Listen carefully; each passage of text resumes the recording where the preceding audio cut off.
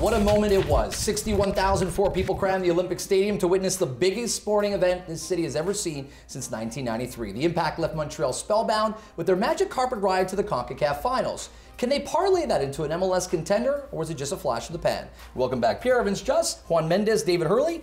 I was at the game. What an incredible moment it was for Montreal. Now the tough part of this begins, because the season is about them. They've got an intense schedule. They've rescheduled games in order for them to accommodate this final. Do you see them channeling this energy in a positive way? Do you think that this could be a great moment for Montreal moving forward and carrying all the energy into the MLS? Moving forward, I mean, it's great for the city. You know, I mean, you're bringing soccer to a city that, you know, only has hockey. And that's another sports franchise that could, you know, uplift everything that's going on around in the city. I mean, like you said, 61,000 people at the stadium. That's amazing. You know, when was the last time we had that? Like you said, 93, what, Stanley Cup, right?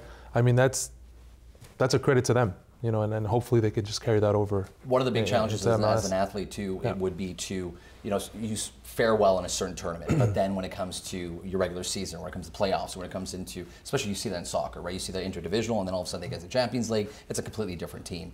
Do you think that they can channel this? Do you think they're a pretender or a contender to bring this to MLS? This is really tough. This is really tough for me because I want to say they're a contender.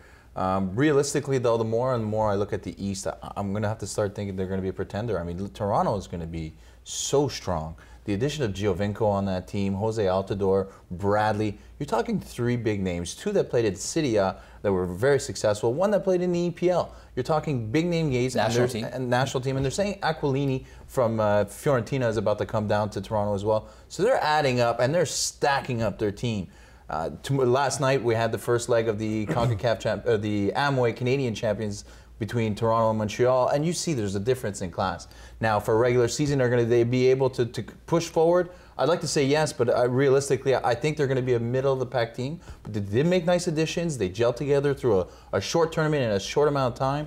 But I don't know, it's going to be very, very tough. Middle-of-the-pack team is not necessarily a bad thing, considering the magic run that they had. You know, they get into playoffs, and all of a sudden, you know, anything can happen. We saw it in the Concacaf Finals. Well, you never know what can happen. But I think this run that they had in the Concacaf Champions League kind of hinders their potential going to the regular season. I feel like they put a lot of their eggs into that basket, and a lot of their energy and their focus was towards that goal, which is it's a big goal, like you said. It's one of the biggest sporting events that we've had in Montreal in a while, and I feel that it can hinder them in the long run because.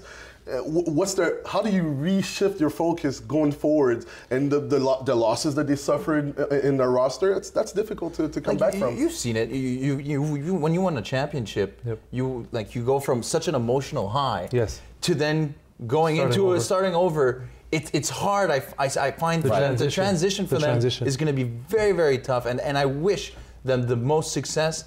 But I have a hard time seeing it. But Frank Lopez is, you know, he's a really strong head coach. He was there with his entire coaching staff at the end of that game. The first thing he talked about was his coaching staff. The first thing he mentioned was how tight-knit this team was.